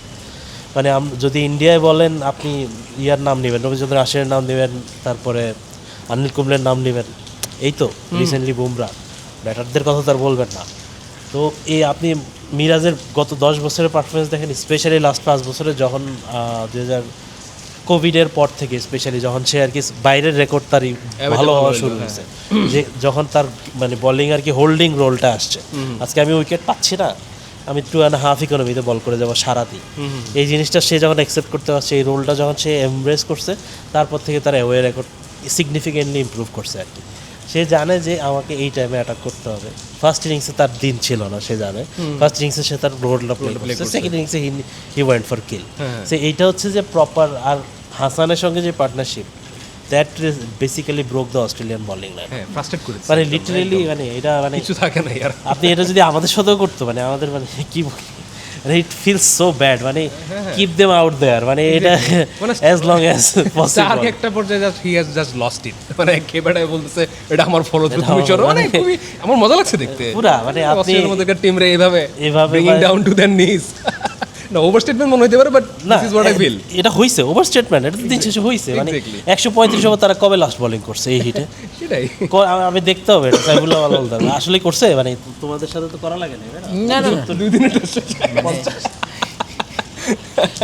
না, তাদের মানে ওই স্টেট এটা খুবই রেয়ার আর কি। হ্যাঁ হ্যাঁ, কারণ দিন শেষে ওই যে তখন যেটা বললাম, যে এটা তো আসলে অস্ট্রেলিয়ায় তুমি যদি সাকসেস পেতে চাও, সেটা তো আসলে কয়জন পাইছে লাস্ট 8 বছরে। বাংলাদেশের আগে তারা মানে ওখানে জিতছে 3টা টিম, ইন্ডিয়া, ইংল্যান্ড আর ওয়েস্ট ইন্ডিজ। হ্যাঁ, ইংল্যান্ডেরটা তো আসলে ওই জেতা না জেতার মধ্যে কোনো কিছু যায় আসে না, কারণ স্বাভাবিক সিরিজ তো ওরকম। 15 বছর ইংল্যান্ড একটা না অবশ্যই, এতবার যায় এতবার যায়, আর 30 বছর একবার যায় কাজ করে দিচ্ছে। আর ওয়েস্ট ইন্ডিজের ক্ষেত্রে পিং বল, শামার জোসেফের একটা মানে ধরো এক্সট্রাঅর্ডিনারি স্পেল, হ্যাঁ, এবং ওটা 8 রানে হারা। হ্যাঁ, ইন্ডিয়া মানে সিমস লাইক যে India have crack the code, কিন্তু সেটাও কিভাবে, তাই না? এরপরে হচ্ছে বাংলাদেশ। অস্ট্রেলিয়া তো আসলে দিন শেষে হারে না, মানে you don't beat Australia in Australia. Exactly, তো মিথ বাস্টিং একটা উইন হয়ে গেছে আসলে। সো এবং সেই জিনিসটা ধরো আমরা মানে এই যে এই জয়টা আসলে কত বড় বা কি, এই আলোচনা নিশ্চয়ই আমরা করবো বা কিছু। এটা গোজ উইদাউট সেইং, এটা সবাই বলবে যে অবশ্যই এইখানে, কিন্তু কতটা এইখানে ওয়ার্ল্ড ক্রিকেটের পার্সপেক্টিভে আসলে কতটা কি, মানে টেস্ট ক্রিকেটে দেখো যে যেমন একটু আগে যেটা বললাম যে you don't beat Australia and Australia, test ক্রিকেটে তো আসলে আপসেট শব্দটা যায় না, 5টা দিন একদম ইন এ সেন্স continuous। যায় না, মানে কারণ এত কিছুর পরে টেস্ট ক্রিকেটে আপসেট হতে পারে না, যারা আপসেট বলতেছে বাট না সিরিয়াস ইস্যুজ। না কিন্তু স্টিল এটা আপসেট না, স্টিল এটা আপসেট। কোন সেন্সে আপসেট, যে এই জিনিসটা তুমি চিন্তা করো যে সিরিজ শুরুর আগে তুমি কি ভাবছিলা, not in my wildest dream ভাই, যে একটা ম্যাচ জিতে যাবো চাই ওখানে, এবং এইভাবে নো ওয়ে। এই সেন্সে এটা হচ্ছে আপসেট। হ্যাঁ হ্যাঁ, হ্যাঁ মানে এরপরে যে রেজাল্টটা হয়েছে মানে 4 দিন বা 11 সেশনের পরে, এটা দেখে কেউ বলতে পারবে না যে বাংলাদেশ ছাড়া ওইখানে অন্য কোনো টিমের জেতার কথা ছিল। না definitely। সেই টিমটা অস্ট্রেলিয়া হোক, 1.5টা অস্ট্রেলিয়া হোক, 2টা অস্ট্রেলিয়া হোক, বিশাল স্টেটমেন্ট ভাই, 300 অস্ট্রেলিয়া না আমরা হ্যাঁ, অস্ট্রেলিয়া ওখানে হারাচ্ছি। কিন্তু তুমি সিরিজ শুরুর আগে বা সব কিছু মিলে, এবং তোমাকে তো এই যে এই একটু আগে যেটা ধরো বলতেছিলাম যে কনটেক্সট, তুমি এই ব্যাপারটা চিন্তা করো, এটা বাংলাদেশের 23 বছরের প্রথম টেস্ট, হ্যাঁ এবারে ওখানে এবং 23 বছর আগেও কীভাবে এর মাঝখানে অ্যাটলিস্ট 2বার তারা ডেকেও ডাকে নাই, মানে টেস্টের কথা আর কি, 2008, 15 না এইখানকার কথা বাদ দিচ্ছি আমি, শুধু অস্ট্রেলিয়ার কথা বলছি। না না 2008 টেস্ট ছিল, হ্যাঁ। বাংলাদেশ ওয়ানডে খেলছিল। হ্যাঁ হ্যাঁ, শুধু ওয়ান ডে টেস্ট কেন বাদ দিছে জানেন? বেজিং অলিম্পিক, অলিম্পিক আছে এবং দে ফরগট এখানে যে বলিং অলিম্পিক। না এগুলো তো আসলে মিথ্যা কথা, দিন শেষে এগুলো মিথ্যা কথা। মার্কেটিং ভ্যালু 2010 2010 ইংল্যান্ডে 2010 যাওয়ার কথা ছিল। হ্যাঁ 2010 ক্যান্সেল হইছে, হ্যাঁ, 2010 মানে এই 8-এরটাই 2010 এ ক্যান্সেল। 2010 বদারি করে নাই যে, হ্যাঁ, যায়নি। বদারি করে নাই। হ্যাঁ 15 তে তারপরে 18 হচ্ছে latest, and they spoke the truth, আচ্ছা হ্যাঁ, বলছে যে এটা ফাইন্যান্সিয়ালি ভায়াবল। হ্যাঁ, তিনবার ওইখানে 3বার, তারপরে আর আমাদের 18 হয় নাই, না না ওয়েট করো, আমার মুখস্থ এটা জীবনও ভুল। এরপরে আর কি? তারপরে 18টা 20-এ গেল কোভিডে ক্যান্সেল হয়েছে, মোট 4বার। না, ওইটারে cancel হয়েছে, ওইটারে ওটা 27 আনলো। ওইখানেই আর কি, মানে কোভিডেরটা আসলে হওয়ার কথা ছিল, হ্যাঁ মানে ওটা হচ্ছে ওই আগের 3টা যেরকম যে আগ দিয়ে মানে একটা বেশ উইন্ডো থাকা, মানে টাইম লাইনের মধ্যে বলে দেওয়া, কোভিডেরটা আসলে ওরকম ছিল না, ওটা জাস্ট না, এটা কোনো বাট ব্যাখ্যাও নাই। স্টিল হ্যাঁ কোভিড এখন কোনো না, যেটা ব্যাখ্যা আছে সেটা হচ্ছে যে কোভিডের ওই অনেক সিরিজই তো রিশিডিউলড হয়েছে, ওটা হয় নাই কিন্তু। না ওটা হয় না। আচ্ছা মানে ধরো নাম্বার, 2010 হ্যাঁ মতো গায়ে। নাম্বারটা ধরো, মানে আমি ওই এইখানেও আবার তাদের ইস্যু আছে, 15 না 16 সালে ওই যে সিকিউরিটি ইস্যু, হ্যাঁ, হ্যাঁ, হ্যাঁ। তারপরে তাদের এই যে 17 তো কত কাহিনী করে 16তে আসলো। আন্ডার 19 ওয়ার্ল্ড কাপ পারে। 16তে আন্ডার 19 ওয়ার্ল্ড কাপ, সব কিছু কত মিলিয়ে কাহিনী ধরো করে আসছে। হ্যাঁ মানে কয়বার সেই জিনিসটা ব্যাপার না, আবার ব্যাপারও, কিন্তু দিন শেষে এটা বেশি হ্যাঁ দিন শেষে এটা নেগলেক্ট করছে অস্ট্রেলিয়া। দিন শেষে এটা ফ্যাক্ট। ইন্ডিয়া তারপরে মানে ইন্ডিয়া ছিল একটা পর্যায় পর্যন্ত, এবং অস্ট্রেলিয়া শুরুর থেকে, 2017 থেকে ইন্ডিয়া রেগুলারলি হ্যাঁ ইন্ডিয়া করতেছে, কিন্তু ইন্ডিয়াও তো টুক আ লং টাইম, কিন্তু অস্ট্রেলিয়ার ক্ষেত্রে ব্যাপারটা এরকম। আমি মাঝে মাঝে দেখো মানে এফটিপি বা এগুলো হওয়ার পরে নিউজ টুজ সেটা যখন থেকে ফলো করি বা কিছু করি, নাই অস্ট্রেলিয়া নাই, কিন্তু ওয়েস্ট ইন্ডিজ মানে অ্যাট দেয়ার লোয়েস্ট, তাদের শ্রীলঙ্কা দেখতেছি এগুলো, হ্যাঁ। কোনোদিন টেস্ট জেতে নাই, পাকিস্তান 31 বছরে জেতে না, এমুলেটেড হয়ে আসে প্রতিবারই। লাস্ট বার যখন গেছিল আমার একটা কোট মনে আছে, পাকিস্তান যখন গেছিল ইয়ান চাপেল বলছিল যে we should stop inviting Pakistan. শুডে বাড়িয়ার Are you ready to be face of tomorrow? আগামীর তারকা হওয়ার সুযোগ এখনই। রেজিস্ট্রেশন করো faceoftomorrow.show। মানে আমার পয়েন্টটা হচ্ছে যে তারা যায়, বাংলাদেশকে তারা ডাকে না। হ্যাঁ তারপরে আমরা করতে করতে আমরা নিজেরা কি বলছি যে ভাই তুমি অস্ট্রেলিয়াতে যাওয়ার মতো খেলা দেখাও, আমরা এই জিনিসই বলছি। হ্যাঁ হ্যাঁ পারফরমেন্সের ব্যাপারেই বলছি আমরা। হ্যাঁ সো যাওয়ার মতো মানে ওই খেলা দেখাইছে, এবং ওখানে গিয়েও দেখাইছে, তাই না? এবং তুমি ধরো বাংলাদেশ টিমের ট্র্যাজেক্টরিটা যদি চিন্তা করো, জিম্বাবুয়ের সঙ্গে ওই মাঝখানের ওই ইনিংস ডিফিটটা টেস্টটা বাদ দিলে তুমি বাংলাদেশ টেস্ট টিমের ট্র্যাজেক্টরিটা দেখো, সেই জিনিসে এটাকে তুমি ফ্লুক বলবা না। না কনসিস্টেন্সি ছিল, পারফর্মার ছিল ঘুরে ফিরে। স্টিল বাংলাদেশ আর দেয়ার স্ট্রংগেস্ট, মানে অস্ট্রেলিয়ার যদি এজিং সাইডও হোক, সব কিছু হোক, সব কিছুর পরেও অস্ট্রেলিয়ায় গিয়ে অস্ট্রেলিয়াকে হারানো হয়ে যাবে এইভাবে হারানো যদি থাকতো যে হ্যাঁ একটা ওই যে তানজিদ জোন বা এরকম একটা ইনিংস, মানে একদম অন্যরকম একটা ইনিংস, অন্যরকম একটা যেটা স্পেস, আগে হয়েছে লর্ডসে তামিম ভাই খেলে দিছে। কিন্তু সাদা তাতে কি হয়েছে? রেজাল্ট আসে না। হ্যাঁ Result সাদা আসে না। 6 মানে বাংলাদেশের ক্ষেত্রে এর আগে কি হইতো যে পার্সোনাল মাইলস্টোন হয়তো থাকতো, ইন্ডিভিজুয়াল পারফর্মার থাকতো আর কি। যে কারণে Team effort টা এটা দেখা যেত। খুবই ব্যাপার। সালে মুশফিক ভাই সেঞ্চুরি হায়দ্রাবাদে, এরকম তো অনেক আছে। আছে, হ্যাঁ, হ্যাঁ। নিউজিল্যান্ডের সাকিবের double century. Quinton Vane। Last one day world কাপেও বাংলাদেশের প্লেয়াররা একটা হারা ম্যাচে একজন প্লেয়ারের সেঞ্চুরি সেলিব্রেট করছে না? না করছে? নামই বলেন, সমস্যা কি? মাহমুদুল্লাহরই। হ্যাঁ, তার কন্টেক্ট সব কিছু ছিল, উনি যেভাবে টিমে আসছেন অবশ্যই তার তিনি point থেকে সেলিব্রেট তিনি করতে হয়তো- পারেন। হ্যাঁ, হ্যাঁ, তার point কিন্তু থেকে তিনি valid। তখন ব্যাপারটা ছিল যে ওই রকমই। আচ্ছা যাই হোক, ওই আলোচনায় হ্যাঁ। না যাই। সব কিছুর পরে ধরো আমি মানে ওই জুবাই যেটা বলতেছে যে আপসেট না, কিন্তু দিন শেষে আমি বলতেছি হ্যাঁ আপসেট। কেন আপসেট? এইসব কারণে আপসেট যে তুমি এইটা এক্সপেক্ট করো না।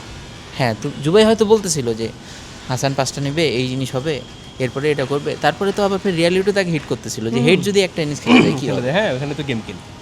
তাই না? ওই নতুন বলের বাসটা ধরো তিনটা উইকেট বাদ দিয়ে আমরা তো ধরো খুবই স্বাভাবিক, এটা এক্সপেক্টেড যে ওরকম একটা কিছু হবে। অস্ট্রেলিয়া 198 অল আউট করলে তোমাকে 175-এ ব্যাকেট করবে, এটাই তো এক্সপেক্টেড ওদের কাছ থেকে।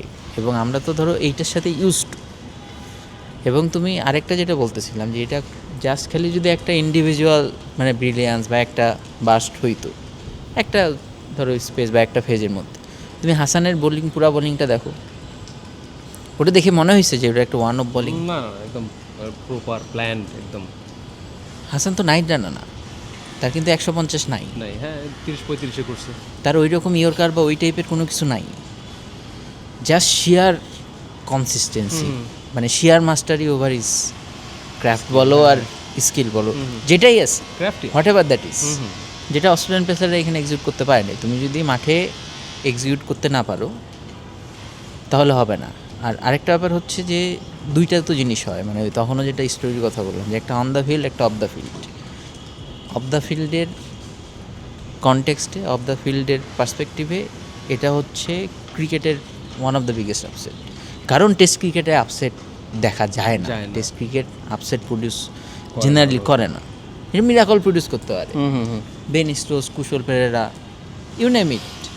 হ্যাঁ, আরও অনেক এরকম ব্যাপার স্যাপার আছে, কিন্তু পুরা ওই যে আমরা যেটা বলি যে 3-5-15টা সেশন ধরে সব কিছু করে, হ্যাঁ একটা সেশনে ঘুরে যেতে পারে, কিন্তু কন্টিনিউয়াসলি। হ্যাঁ ওই জিনিসে তুমি যখন আলটিমেটলি তুমি জয়ী হবা তখন মনে করতে হবে যে ইউ হ্যাভ আর্নড ইট। মনে হবে না যে অপোনেন্ট এরকম কিছু একটা করছে। ভাই 5 দিন ধরে অপোনেন্ট একটা খারাপ খেলে না, হ্যাঁ, ডমিনেট করছে আর কি আমরা ওইটাই। তাই না? অস্ট্রেলিয়া হয়তো শুরুতে ফার্স্ট ইনিংসে কিছু করতে পারে না ব্যাটিং, তারা তো they got the best condition to bat on in the second innings, right? ওই পিচেও ওই পিছে, হ্যাঁ। কেন করতে পারে? শুধুমাত্র র্যাশ শট না, না, একটু আগে জুবাই যেটা বললো যে Miraz forced Smith to play that shot.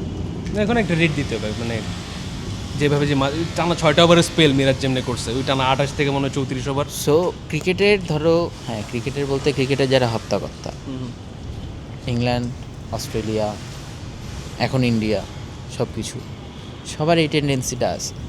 Next world কাপের ফরম্যাট টিম বাড়ালো, কিন্তু ফরম্যাটটা কী করলো আইসিসি? কেন করলো? এটা হচ্ছে ওই টিমগুলোকে লিটারালি অপমান করা। কেন ওইটা নিয়ে হিটব্যাকও করছে, কিন্তু তুমি একটা কোয়ালিফায়ার খেলাবা, কোয়ালিফায়ার খেলায় তাদেরকে মেইন রাউন্ডে আনবা, এনে আবার একটা কোয়ালিফায়ার খেলাবা, is it a joke. It is a joke. ক্রিকেটের অ্যাডমিনিস্ট্রেটর, ক্রিকেটের যারা হত্যাকর্তা, ক্রিকেটের যারা টপ বডি, তারা এই জোকটা সবসময় করে। হ্যাঁ, তাদের মার্কেট, তারা বলবে মার্কেটের কথা, তাহলে তোমার মার্কেট এই সাস্টেনেবল হয় না কেন? করতে পারতেছ না, তাই না? যেটা হয় তুমি তারপর নাম্বারের ক্ষেত্রে তুমি বলবা যে হচ্ছে সেকেন্ড পপুলার, মানে মোস্ট পপুলার স্পোর্ট বা এরকম কিছু এই জিনিসপত্র বলবা, তারপরে তুমি বলবা এরকম। তো এই টেন্ডেন্সিটা তো আছে একদম শুরুর থেকে, যাদেরকে টেস্ট স্ট্যাটাস দেওয়ার দরকার ছিল বা দিতে পারতো, যেখানে যেখানে ক্রিকেট যেতে পারতো, তখন ইংলিশরা এবং অস্ট্রেলিয়ানরা তাদের নাক উঁচুপনা তারা দেয় নাই, তারা ডোর শাট করে রাখছিল, তাই না? এখনও 12টা টিম ধরো, হ্যাঁ আফগানিস্তান, আয়ারল্যান্ড দিন শেষে দিচ্ছে, তারপরে আসলে কী হয়েছে সেটাও প্রশ্ন থাকতে পারে, আইসিসি এটাও বলতে পারে, কিন্তু তাদের তো এই টেন্ডেন্সিটা আছে। বাংলাদেশের সঙ্গে অস্ট্রেলিয়া তো এত বছর ধরে এই জিনিসটাই করে আসছে। হ্যাঁ, পারফরমেন্স নাই, সব কিছু নাই, সেই জিনিস তো ইংল্যান্ডের সাথে তোমার এত অ্যাশেস কেন? এই যে এত মিলিয়ন ডলার বলে এখন তাদের ক্ষতি হয়েছে, কারণ কি? কারণ 2 দিনে 2টা করে টেস্ট শেষ হয়েছে, হ্যাঁ, তাই না? তুমি ওই পিচ প্রডিউস করছো ওরকম, তুমি ইংল্যান্ডের অবস্থা ওরকম, তোমার টিমের অবস্থা ওরকম, তোমার ওই জিনিস ক্ষতি হয়েছে, তো ক্ষতি তো ওইখানেও হতে পারে, কিন্তু না, বাংলাদেশকে রাখলে আমার ক্ষতি হবে, বাংলাদেশ তো ইন্ডিয়া না। হ্যাঁ, সো এই টেস্টের পরে আবার এই সিরিজের ফলোইং দ্যাট সিরিজ এই সো এই সব কিছু মিলাই এই জিনিসটা আসলে এটার একটা শুধু long term- upset না, এটা একটা অন্য রকমের আসলে স্টেট। হ্যাঁ, এটা অন্য স্টেটমেন্ট। আবার ওই আবার মনে হয় 23 বছর সুমন ভাই মানে বলে গেছে আমার সাথে আমি কথা হচ্ছিল। আমি আমি আমি যাওয়ার আগে মানে যাওয়ার আগে না, সিরিজ শুরুর আগে লিখছিলাম যে মুশফিক মুমিনুলের জন্য এটা হচ্ছে ফার্স্ট অ্যান্ড লাস্ট ড্যান্স অস্ট্রেলিয়ায়। হ্যাঁ। কারণ to play test in Australia এটা তো একটা অন্য রকমের একটা ব্যাপার। হ্যাঁ, ইংল্যান্ডে অবশ্যই আছে, কিন্তু অস্ট্রেলিয়ার এই কন্ডিশন থেকে শুরু করে সব কিছু, যেখানে Pinnacle আর কি। তোমাকে সব কিছুর সঙ্গে খেলতে হয়, ইভেন অপোজিশনের সাপোর্টার, হ্যাঁ হ্যাঁ হ্যাঁ, তাদের সঙ্গে খেলতে হয়। তো সেইখানে ধরো মুশফিক ভাই, মুমিনুল ভাই, তাদের যে ক্যারিয়ার, হ্যাঁ, মুমিনুল ভাই তো লিমিটেড ওভার এখন খেলেনি না, মুশফিক ভাই রিটায়ার করে ফেলছেন, এবং এই দুইজন যেভাবে টেস্ট খেলেন, এটা তো আসলে ভবিষ্যতের জন্য, মানে ইন্ডিয়ায় যদি বিরাট কোহলি হয় তাহলে বাংলাদেশে তো আসলে মুমিনুল হক আর মুশফিক ভাই।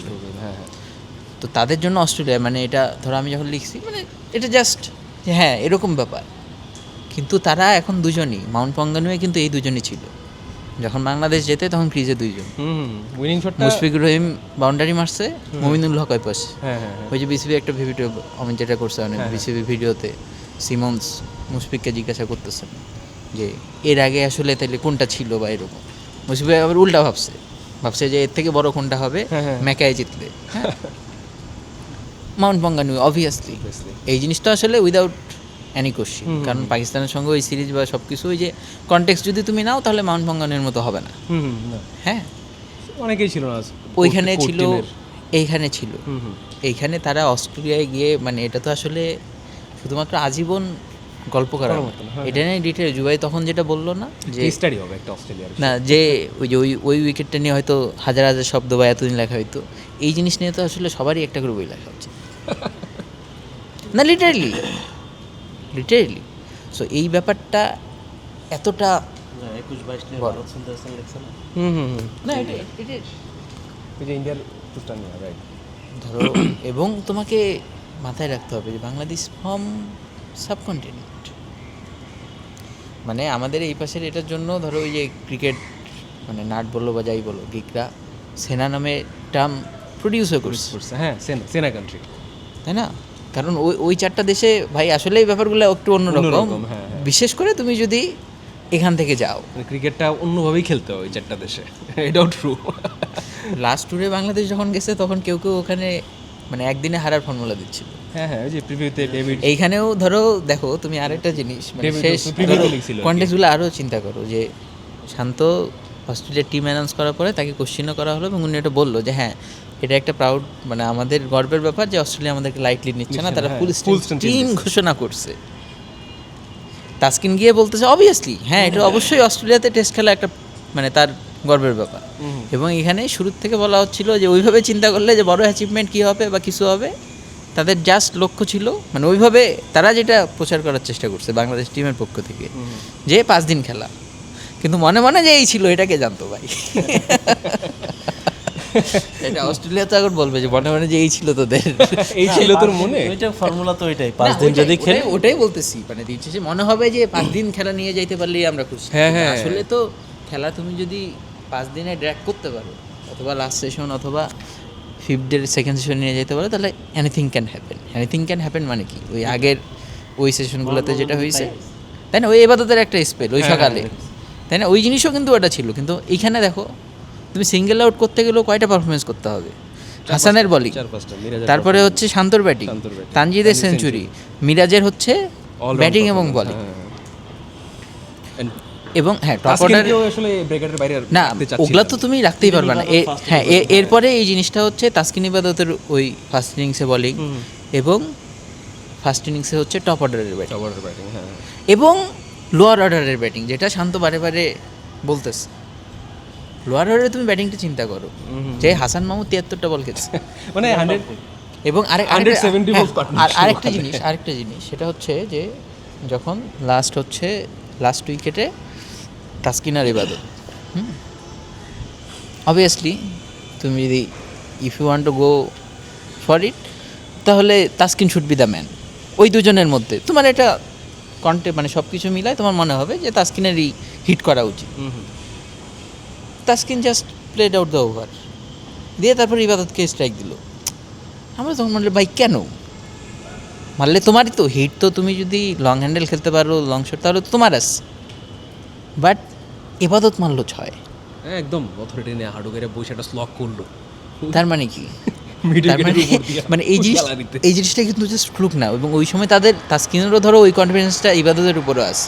আচ্ছা ঠিক আছে, আমি পাই নাই তুই সে পা, মারবে, হ্যাঁ, হ্যাঁ। ভাই নম্বর 10 আর 11 এইভাবে আমি পাই নাই তুই পা, মানে তুই পাইছিস তুই মার। এই জিনিসটা তো এমনি এমনি হয় না, তাই না?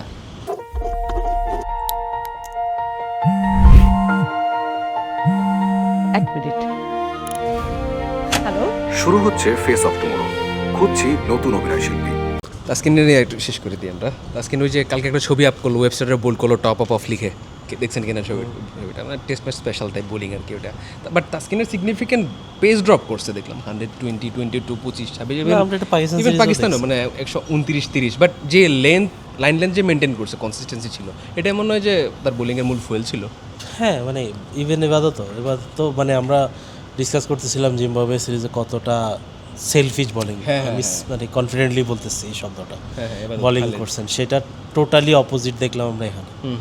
সে পার্টনারশিপ বোলিং করছে, ইকোনমিক্যাল বোলিং করছে, যেটা হচ্ছে তার সে যদি রানটা কমায় আনতে পারে তাহলে অটোমেটিক্যালি তিনজনের পারফরমেন্সটা ভালো হয় আর কি, সেটা এখানে দেখা গেছে। সো এটা মানে তাসকিনের আমরা জানি যে he is bin struggling with, say test match খেলাটা তার জন্য একটা বিরাট চ্যালেঞ্জ।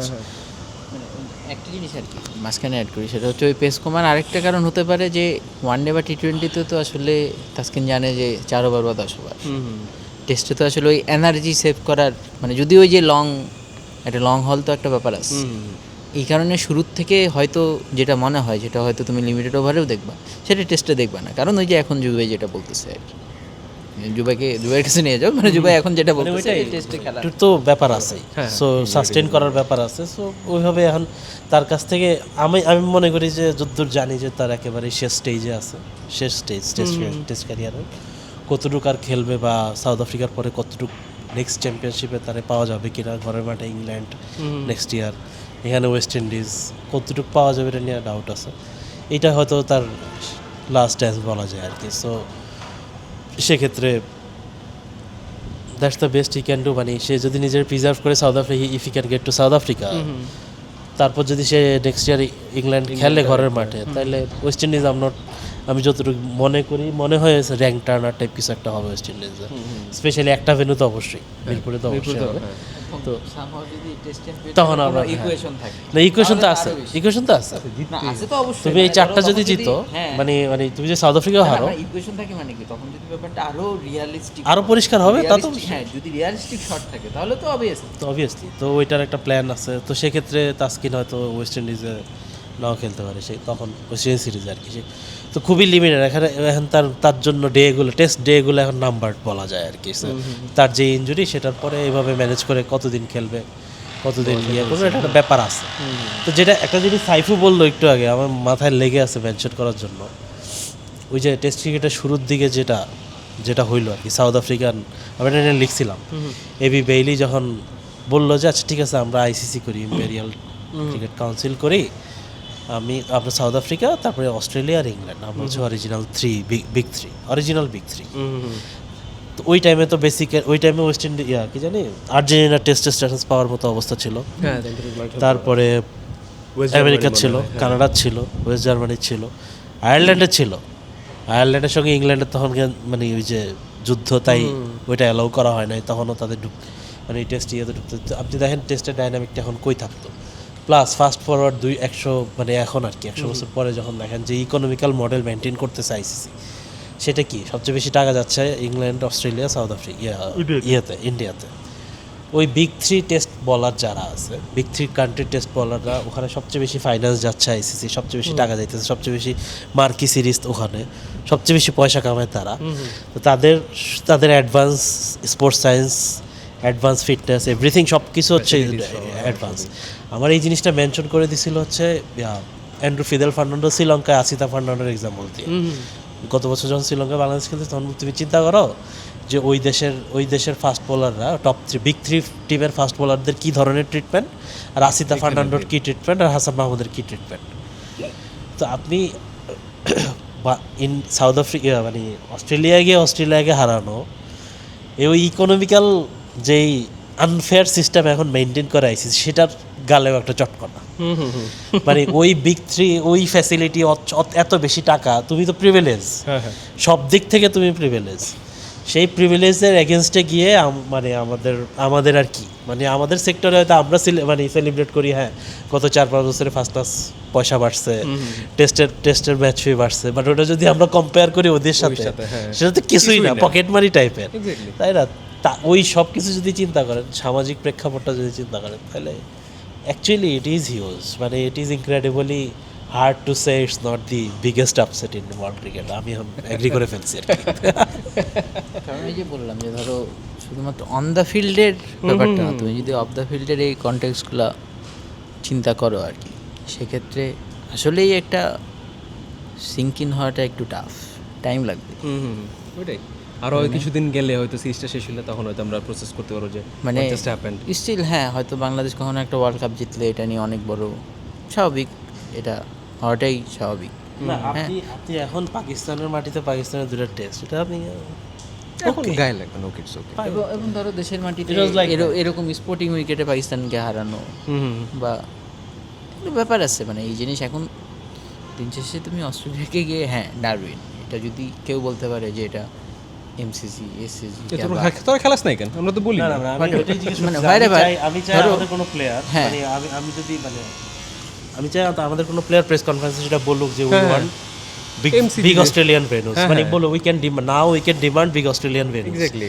হ্যাঁ মানে আমাদেরকে তুমি আউটসাইড ইওর ট্রেডিশনাল সামার খেলাইতেছো, 20 বছর 23 বছর পরে সুযোগ দিছো, মাল্টিপল সিরিজ না করছো তুমি নানা কারণে, অদ্ভুত কারণে। তারপরে এখন আপনি আমার দিচ্ছেন ডারউইনে, যেটা হচ্ছে ট্রেডিশনাল অস্ট্রেলিয়ান সামার না, অস্ট্রেলিয়ান ভেন্যু না। ওকে ফাইন, আমরা একটা নতুন উইন্টার টেস্ট তোমরা একটা ব্র্যান্ড বানাইতে চাইতেছো, সেটা ফাইন মানি, প্রথম টেস্ট দল হিসেবে খেললাম, আমরা জিতলাম। কিন্তু আপনি আমাকে দেন, যেমন ইংল্যান্ড দিচ্ছে নেক্সট ইয়ারে লর্ডসে বাংলাদেশে খেলা, তো মানে আমাকে মার্কি টেস্ট ভেন্যুগুলো দেন, দেখি আমরা কেমন করি। কারণ একটা ইন্ডিকেশন তো আছে, ম্যাকাইতে আজকে আমরা ঘুম থেকে উঠে দেখলাম যে ম্যাকাইতে ফার্স্ট টেস্টে পুরো সোল্ড আউট হয়ে গেছে।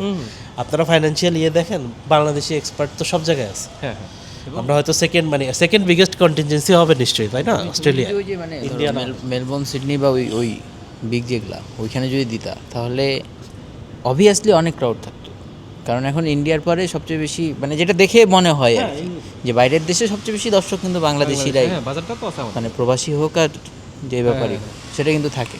কারণ এই জিনিসগুলো তারা যদি এরপরে অ্যাকনোলেজ করতে চায় তাহলে ভালো, আর না হলে পরে 23 বছর পরে গিয়ে আবার এরকম একটা গল্প বলতে হবে, এই তো ধরাই দিয়ে অ্যাজ সিম্পল অ্যাজ দ্যাট। 30 বছর লাগবে না। 4 বছরের সাইকেলে তো থাকাই উচিত। বললাম। হ্যাঁ থাকাই উচিত। না আবার পরের টিভিতে অস্ট্রেলিয়া বলবে, কারণ এই সাইকেলে দিছি, পরের সাইকেলে না, এখন অন্যরাও যদি সেম, পরের সাইকেলে এখানে আসেন, হ্যাঁ ওহ, না, পরের ওরা আবার সাইকেলে ধরো ওই যে আসে, দ্যাটস হাউ ইট ওয়ার্কস, তাই না? 2 বছর অন্তর আসতে চায়, কিন্তু ওই যে খেলবে, ওয়ানডে খেলবে, এটা খেলবে, টেস্ট খেলবে না, Test ওই খেলবে করবে না, না, ওই করবে হ্যাঁ। না, এরকম ব্যবসা করে। ঠিক আছে, আমার মনে হয় যে এগুলোর জন্য ওই মিরপুরে 2টা টেস্ট খেলে র্যাঙ্ক টার্নার বানায় একদম। না র্যাঙ্ক টার্নার দিয়ে তাদের দিয়ে কিছু হবে না, তাই র্যাঙ্ক টার্নারে তারা তো হারছে, সেটা তো অস্ট্রেলিয়া হারছে, ইংল্যান্ড হারছে, বাট স্টিল ওই জিনিসেও ধরো তুমি বাংলাদেশি ফ্যান বা বাংলাদেশি ফলোয়ার, ক্রিকেট ফলোয়ার হিসেবেও ওগুলো দিয়ে না কিছুটা খুঁতখুঁতি থেকে যায়, একটু খুঁতখুঁতে ব্যাপার থাকে। কারণ দিন শেষে তুমি জানতেছো যে মানে দেখে মনে হবে যে it's some kind of dark, মানে ব্ল্যাক ম্যাজিক যে এটা দিছি পারতেছে না। তাদের উপর, মানে তারা স্পেল বাউন্ড হয়ে ওই জিনিস হবে না, তাদের ওই জিনিস উইকেটে খেলা ওই জিনিস র্যাঙ্ক নাই। টার্নারে হয়, হ্যাঁ। এটা একটু আমরা লুক ডাউন করি আর হ্যাঁ, কি মানে জিনিসটা। এই টাইপের ব্যাপার হ্যাঁ, স্যাপার। হ্যাঁ, কিন্তু look down করি আমরা জিনিসটা। না লুকডাউন বলতে ধরো এটা যদি অ্যাডভার্স, মানে এই জিনিসটা সুইমিং কন্ডিশন বা ওটার এটা অনেকে হয়তো গুলাই ফেলে, কিন্তু জিনিসটা হচ্ছে যে ধরো আনইভেন বাউন্ড থেকে শুরু করে রেজিং টার্নার, যেটা তুমি আসলেই আনপ্লেয়েবল ডেলিভারি, যে বোলিং করতেছে। আপনি যেটা বললেন লুকডাউনের সাইকোলজিটা তো আমরা তো ওয়েস্টার্ন প্রেক্ষাপট থেকে দেখি আর কি। তারপর আপনি যদি একেবারেই অ্যানালিটিক্যালি দেখেন, স্পিন যখন হওয়া শুরু করে তখন তার স্পিন থামে না, না সিমিং wicket at some point stop সিমিং, আমি এটাই বলতেছি, তাই না? ওই So এই কারণে একটা পার্থক্য আছে আর কি। আপনি যখন it starts turning from day one, it doesn't stop turning. এবং তাই না? আরেকটা ব্যাপার হচ্ছে যে তখন টস এত বেশি ভাইটাল হয়ে যায়, মানে ইন্ডিয়ার মাটিতে ওই যে ওই টেস্টগুলোতে যে ব্যাপারগুলো ছিল, হ্যাঁ। সো এই সব কিছু মিলে ওটা একটা বড় আলোচনা, কিন্তু স্টিল তুমি যদি চিন্তা করো যে এখনকার এটাকে কেন বিগেস্ট আপসেট বলা হচ্ছে, অস্ট্রেলিয়াকে তো বাংলাদেশ হারাইছে বিলকুল, এমন তো না যে হারায়নি। কারণ কি, হ্যাঁ এটা এমসিজি বা এসসিজি না, স্টিল অস্ট্রেলিয়ান মাটি, অস্ট্রেলিয়ান কন্ডিশন, আলো বাতাস সব কিছু তো অস্ট্রেলিয়ান। সো হ্যাঁ, নেক্সট সাইকেলে ডাকুক নাই ডাকুক, বড় টিম ডাকুক এরপরে বা না ডাকুক, বাংলাদেশ অ্যাটলিস্ট এই জিনিসটা বাংলাদেশ হোক যে না, মানে আমরাও হয় আর কি, আমাদেরকে দিয়েও হয়। Let's see. হ্যাঁ সেটাই, এবং এটা ধরো প্লেয়ারদের ক্ষেত্রেও একটা বড় একটা লেসন, হ্যাঁ যে তাদেরকে দিয়ে হয় এই জিনিসটা, তো আসলে তাদেরকেই সবার আগে বিলিভ করতে হবে। একটা বড় এর স্টেটমেন্ট হলে বাইরে- মানে এখন চেঞ্জ হ্যাঁ, হয়ে যাবে অনেক এর কিছু বাইরে আসলে। ধরো ওই জুবাই যেটা বললো যে সুযোগ সুবিধা থেকে শুরু করে সব কিছু, ওগুলো অবশ্যই তোমার ইংল্যান্ড অস্ট্রেলিয়ার মতো হবে না, কিন্তু তোমার এই সেট আপে এই জিনিসে তোমার মেন্টালিটি দিয়ে তুমি যেটা করতে পারবা সেই জিনিসটা তো তুমি করতে পারবে, তাই না? মানে আমরা তো ধরো জানি মানে টিমে কত কি হয় বা কি হয় না হয় সব কিছুর পরে, হ্যাঁ এখন এরকম হচ্ছে তার মানে কি, তার মানে ড্রেসিং রুমটা হেলদি আছে। আমরা এত কিছু বলতেছি, কোচের কথাটা হয়তো একবারও বলি নাই সাপোরিস্ট, কিন্তু ফিল সিমন্সের যে ওই যে ধরো ম্যান ম্যানেজমেন্টের যে একটা ব্যাপার আছে, হ্যাঁ, এবং পদ্মার মানে Redundant, সব কিছু হ্যাঁ, ওইভাবে ওই থাকার যে skillটার একটা জন্য, ব্যাপারটা, হ্যাঁ, মানে সব কিছু মিলে তো আসলে এখন প্রশংসা করতেই হবে। হ্যাঁ হ্যাঁ, রেজাল্ট আসলে আসলে এরকম রেজাল্ট আসলে মানে সব কিছুই ঠিকঠাক মতো আমার মনে হয় যে হ্যাঁ, কিন্তু তার মানে perfectly ধরো seated পরের ম্যাচে যদি রেজাল্ট অন্যরকম হয়, আমি বলতেছি না, না হইতেই পারে। বাংলাদেশের এখন তো Bangladesh can not lose the series from here, এটা হচ্ছে সবচেয়ে বড় ব্যাপার, তাই না?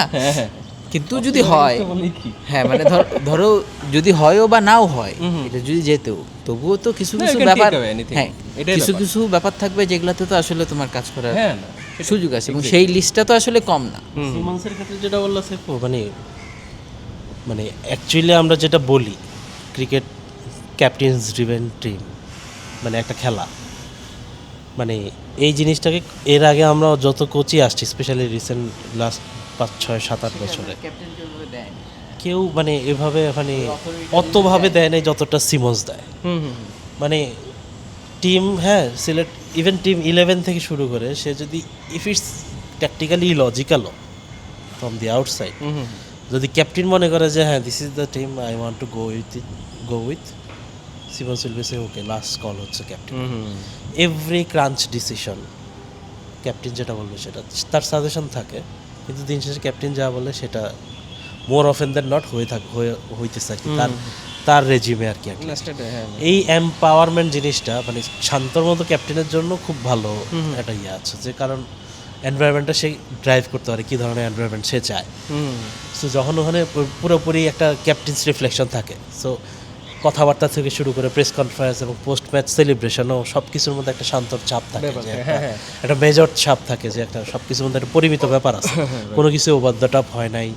একটা জিনিস খেয়াল করছেন কিনা, যখন উইনিং শটটা আসছে একটা প্লেয়ারও দৌড়ায় যায়, যেটা ট্রেডিশনাল ইউজুয়ালি আমরা কি দেখতাম, একটা এরকম একটা ম্যাচ জিতে তো পুরো পুরো স্কোয়াড ধরে আমার মনে হয় 2008 সালে যে ভিভি সিরিজ আসছিল না, যে ইন্ডিয়া জিতছিল ধোনি ক্যাপ্টেন ছিল, ধোনি পার্টিকুলারলি বলছিল যখন 10 রান লাগে জিততে, ও ক্রিজে মেসেজ পাঠাচ্ছিল ড্রেসিং রুমে, যাতে আমরা যখন জিতবো উইনিং শট যখন হবে তখন ড্রেসিং রুমে যাতে কোনো অতিরিক্ত সেলিব্রেশন না হয়, যাতে ক্যামেরা দেখলে মনে হয় যেন এটা একটা মানে ঠিক আছে জিতছি শেষ।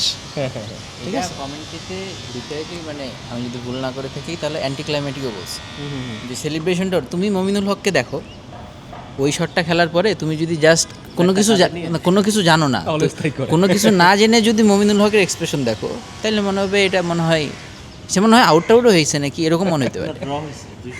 হ্যাঁ মানে কিছু হয় নাই, তুমি সাদমান ইসলাম একটু ওরকম ওই পাশ থেকে করছে, ওটাও যদি কাট করে দাও তাহলে শুধু মমিনুলকে দেখে তোমার কিছু মনে হবে না। হ্যাঁ, দিন শেষে তার হয়তো ডিমেনারটাও এরকম বা সব কিছু, কিন্তু স্টিল জুবাই যেটা বললো এটা আসলেই একটা ব্যাপার। এগুলো অনেক বড় মেসেজ দেয়, স্পেশালি আমাদের মতো মানে যারা up and coming test side, তাদের এই জিনিসগুলো অনেক বড় মেসেজ যায়, স্পেশালি মাঠের বাইরে কিভাবে আপনি ট্রিট করতেছেন ভিক্টরিকে আর কি। আপনি কতটা হাম্বল থাকতেছেন এইসব ক্ষেত্রে, কারণ আমাদের তো সবচেয়ে বড় সমস্যা ছিল এটাই, মানে 10 বছর আগেও তো সমস্যা ছিল এটা, ম্যাচ শেষ হওয়ার আগে আমরা সেলিব্রেট করতাম। করে ফেলতাম, হ্যাঁ ইভেন কত ওই ওই ইমেজ তো খুবই পরিষ্কার এখন, ওই ইমেজ তো মুছে ফেলতে আপনার সময় লাগবে।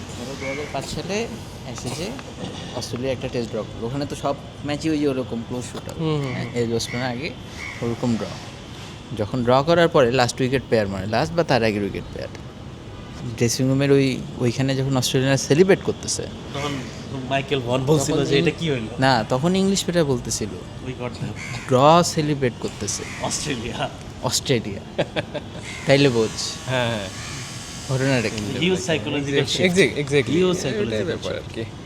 শেষ দিকে চলে আসছি, ম্যাকাইতে খেলা এটা নিয়ে আসলে মানে ডারউইনে যেটা হইলেও ড্রপ ইন পেজ একটু আইডিয়া ছিল কেমন হইতে পারে, কি এক্সপেক্ট করতে পারে, কি অফার করতে পারে।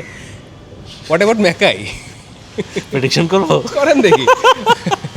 শরীফুল 5 উইকেট, আর শরীফুল না, শরীফুল ফিরতেছে, ওকে তাহলে কি 5/4 কইলো ফিগার করল না, বলতো শরীফুল 5টা পাবে। না তুমি কোশ্চিন করলে ও প্রেডিকশন করলো, হ্যাঁ সেটাই আমাকে দায়ী করতে বলতেছো? বলেন না না এটা। আমি এমনিতে প্রেডিকশনে একটু ঝামেলা আছে, দুবারের মতো এই যে বলবো আচ্ছা, তারপর আপনার feeling টা তারপর বলেন। দুদিন আগে বলবো যে আচ্ছা, ডরে আচ্ছা, এই আচ্ছা, হচ্ছে, ঠিক ওই আছে, হচ্ছে। Okay alright. না you don't have to be like Jubi, আপনি জাস্ট ওটা বলেন যে হোয়াট ডু ইউ ফিল। ধরো অস্ট্রেলিয়া তো এখন আরো বেশি শর্টে ডেসপারেট বলবেন, টাইম নাই। হ্যাঁ অস্ট্রেলিয়া আরো বেশি ডেসপারেট হবে, হ্যাঁ সো ওইখানে অস্ট্রেলিয়াকে ধরা দেওয়ার চান্স বেশি।